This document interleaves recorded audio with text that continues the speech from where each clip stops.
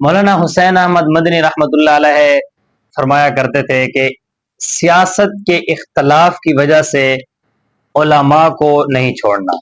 یعنی سیاسی اختلافات کی وجہ سے علماء سے رابطہ بھی نہیں چھوڑنا اور علماء کو برا بھی نہیں کہنا، علماء کو دور بھی نہیں کرنا۔ یہ مولانا حسین احمد مدنی فرمایا کرتے تھے، کیونکہ اگر تم نے علماء کو دور کر دیا تو پھر یاد رکھنا جس وقت تم سے علماء دور ہو گئے تو پھر ایسا سمجھنا کہ اپنے آنے والی نسلوں میں تم نے پھر دین کا کام نہیں دیکھ سکو گے۔ آنے والی نسلوں میں تم یہ نہیں دیکھ سکو گے ہماری اولاد دین کا کام کر رہی ہے یا نہیں، پھر ان سے اپنی اولاد سے کوئی دین کی توقع نہ رکھنا۔ اگر آپ نے علماء کو چھوڑ دیا، اگر آپ نے اپنے آپ سے علماء کو دور کر دیا، پھر کوئی بھی توقع نہیں رکھنی اپنے آپ سے کہ علماء کرام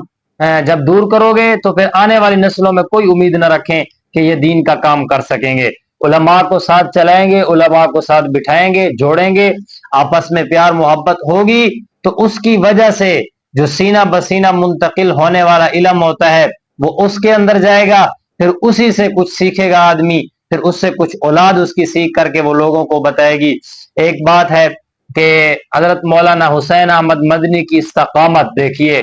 جب 1923 کے اندر کراچی سے روانہ ہوئے جیل سے رہا ہو کر، تو جب بنگال پہنچے، جیسے ہی بنگال پہنچے تو وہاں پر ایک پروفیسر ڈھاکہ یونیورسٹی کا پروفیسر آیا اور اس نے آ کر کہا کہ 40,000 روپے ہم سے نقد لے لو اور اس کے بعد ہر مہینے آپ 500 روپے ہم سے لیتے رہنا۔